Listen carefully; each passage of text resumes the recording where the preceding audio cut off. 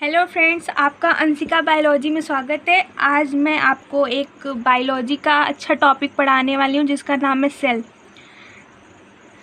Cell सब लोग cell को जानते होंगे, जिसको हम लोग बोलते हैं, क्या बोलते हैं, कोशिका। हिंदी में हम लोग बोलते हैं कोशिका। तो ये मेरा पहला वीडियो है, तो प्लीज़ आप लोग सपोर्ट करना मुझे। सेल क्या है? The cell is unit of life. जो सेल है हमारी जीवन की क्या है? इकाई है। हमारे जीवन की इकाई है सेल। सेल को हम लोग क्या बोलते हैं? Cell is a structural and functional unit of life. Cell जो है, कोशिका जो है, हमारे जीवन की कार्यात्मक और संरचनात्मक इकाई होती है। ठीक है। स्टडी ऑफ सेल, हम लोग सेल का जो अध्ययन करते हैं उसको हम लोग क्या बोलते हैं? Study of cell. Study of cell को हम लोग क्या बोलते हैं? साइटोलॉजी। सेल के अध्ययन को हम लोग क्या बोलते हैं? साइटोलॉजी बोलते हैं हम लोग। हिस्ट्री, आइए चलिए हम लोग कुछ सेल की हिस्ट्री के बारे में जान लेते हैं। उसका डिस्कवरी, उसको किसने किया और कैसे पता चला कि सेल है। ठीक है, तो आइए सबसे पहले बात करते हैं। The first time find the cell by Robert Hooke in 1665 में।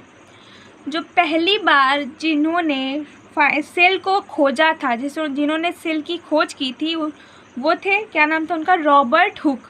वो उन्होंने 1665 ईस्वी में पहली बार सेल की खोज की थी। Observe this and so called the cell for the first time in a piece of Kock.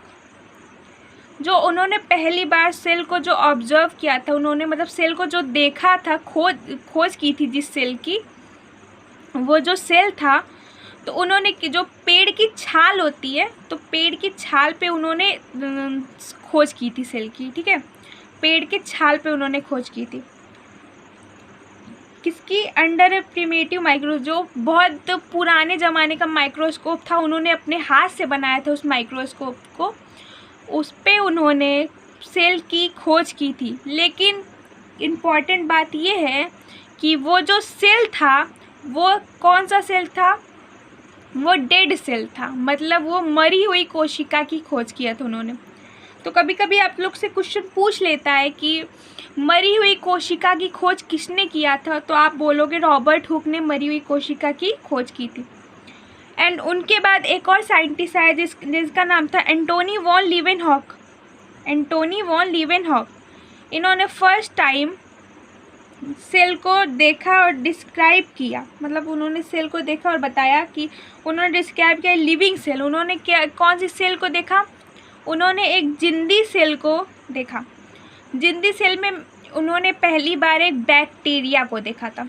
तो उन्हें समझ में नहीं आया था ये क्या है क्या नहीं है, तो उन्होंने बैक्टीरिया को देखा था। सेल जो नेम है, वो जो सेल नेम दिया गया कोशिका को, वो रॉबर्ट हुक द्वारा दिया गया था। रॉबर्ट हुक ने जब देखा तो उन्हें एक लाइक मधुमक्खी के छत्ते जैसी संरचना दिखी थी उन्हें। मधुमक्खी का छत्ता सब लोगों ने देखा होगा, तो लाइक मधुमक्खी के छत्ते जैसी संरचना दिखी थी उन्हें। तो उन्होंने इसे एक सेल नाम दिया। और लीवेनहॉक ने इसे जब पहली बार उन्होंने देखा, लिविंग सेल था। लेकिन वो सेल किसका था? वो जो सेल था वो प्रोकैरियोटिक सेल था। प्रोकैरियोटिक, हम अभी बताएंगे प्रोकैरियोटिक सेल क्या होता है। उससे पहले वो जो सेल था, उन्होंने प्रोकैरियोटिक सेल को देखा। ठीक, प्रोकैरियोटिक सेल में वो जो सेल था वो था बैक्टीरिया का सेल।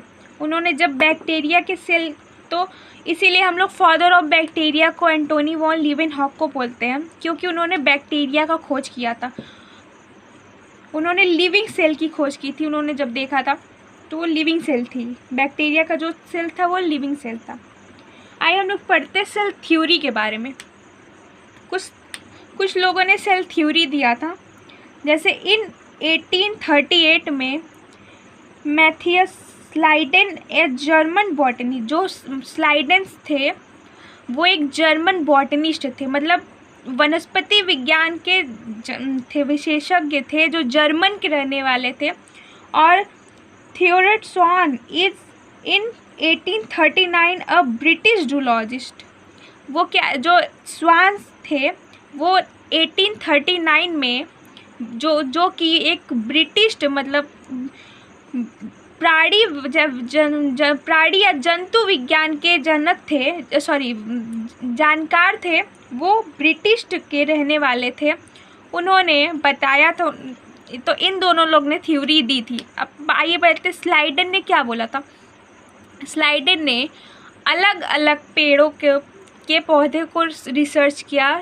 फिर उन्होंने बताया कि ये जो सारे पेड़ हैं वो अलग अलग सेल से बने हुए हैं और इसमें सेल वॉल प्रेजेंट है। इन्होंने बताया कि इस सारे पौधों में सेल वॉल प्रेजेंट है।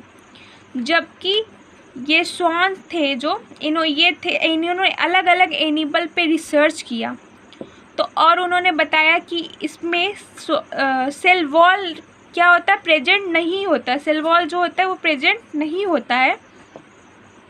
इन्होंने ये बताया कि इन्होंने फिर पादप पे भी रिसर्च किया, स्वान ने पादप पे भी रिसर्च किया और इन्होंने बताया कि इन्होंने सेल थ्योरी क्या दी, जो सेल के प्रोडक्ट होते हैं, वो जो बॉडी होती है वो सेल के प्रोडक्ट से ही बनी होती है हमारी। मतलब ये जो सेल होते हैं वो ढेर सारे सेल मिलकर टिश्यू बनाते हैं, टिश्यू मिलकर ऑर्गन सिस्टम और फिर उसके बाद ऑर्गन सिस्टम के बाद हमारी बॉडी बनती है। तो इन्होंने ये बताया, बट इन्होंने ये एक्सप्लेन नहीं कर पाए कि जो नई सेल है वो कहाँ से आती है। उनके बाद एक और साइंटिस्ट थे जिसका नाम था रुडोल्फ विर्चो इन 1855। इन्होंने first explained that the cell divided a new cell are formed from pre existing cell.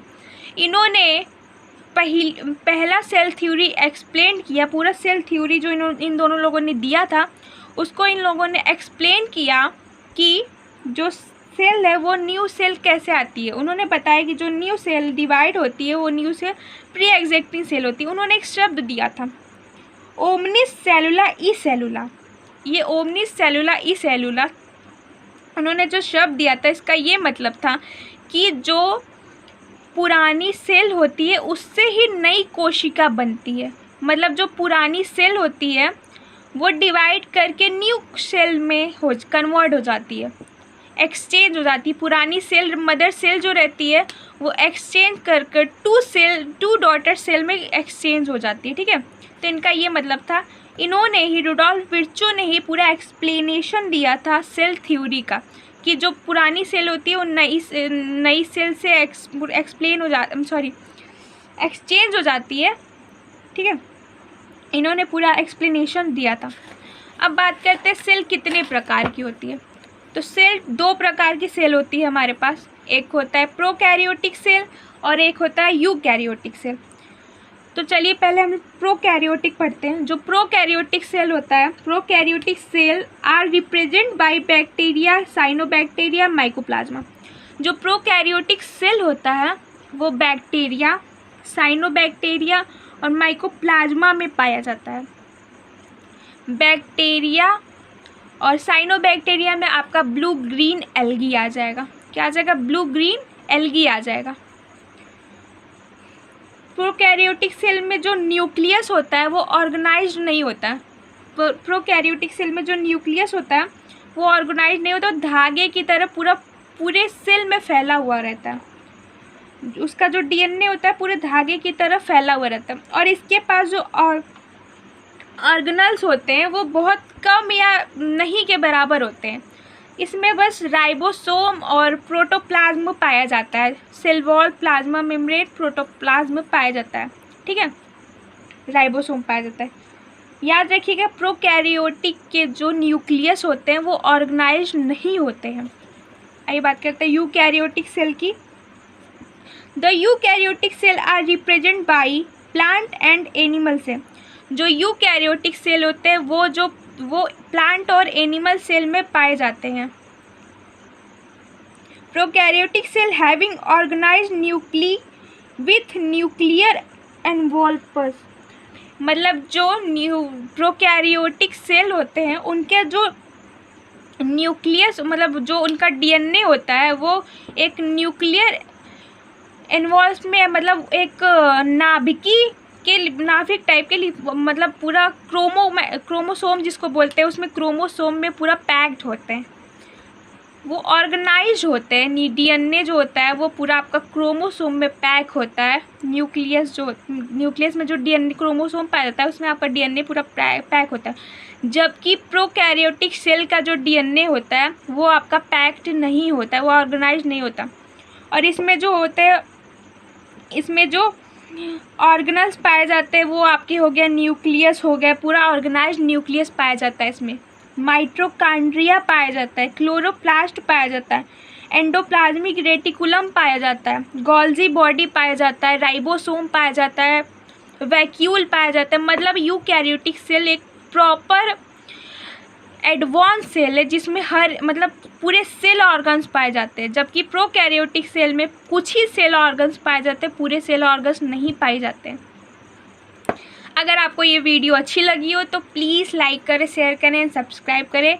और ये मेरी फर्स्ट वीडियो, तो प्लीज़ आप लोग कमेंट करके बताएं ये वीडियो कैसी लगी आपको। Thank you so much.